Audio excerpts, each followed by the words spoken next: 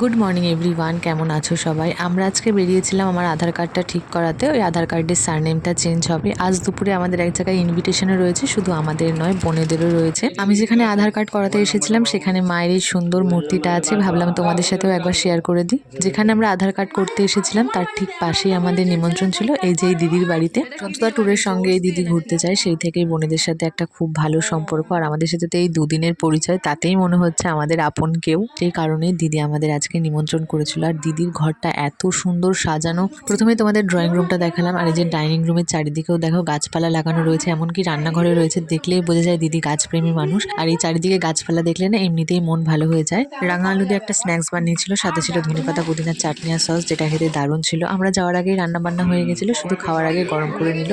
প্রথমে ছেলেরা খেতে বসেছিল, তারপর আমরা তিনজন। মেনুতে ছিল ফ্রাইড রাইস, পনির, চিকেন কষা, চাটনি, পাঁপড়, দই, মিষ্টি। ওখানে আমার বড় মাসির বাড়ি ফেরার পথে মাসির বাড়িতেও একটু ঘুরতে গেছিলাম, আর সেখানেই কালী মন্দির আছে।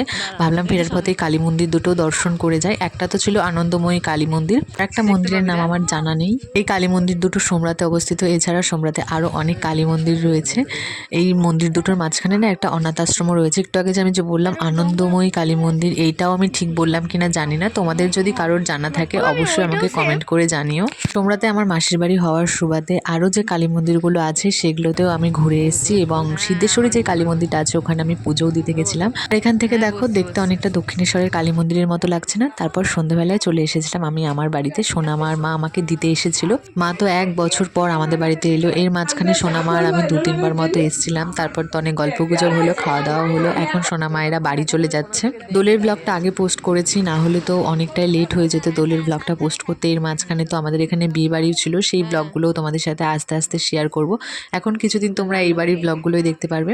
রাতের বেলায় খেয়েছিলাম ট্যাংরা মাছের ঝোল দিয়ে ভাত, যেটা খেতে দারুণ হয়েছিল। চলো আজকের মতো মিনি ব্লগটা এখানে এন্ড করছি। মিনি ব্লগ নয়, ব্লগটা একটু বড় হয়ে গেল। তোমাদের সাথে দেখা হচ্ছে নতুন একটা ব্লগে। ততক্ষণের জন্য সবাই সুস্থ থেকো, সাবধানে থেকো। যারা এখনো চ্যানেলটা সাবস্ক্রাইব করোনি ঝটপট সাবস্ক্রাইব করে দিও।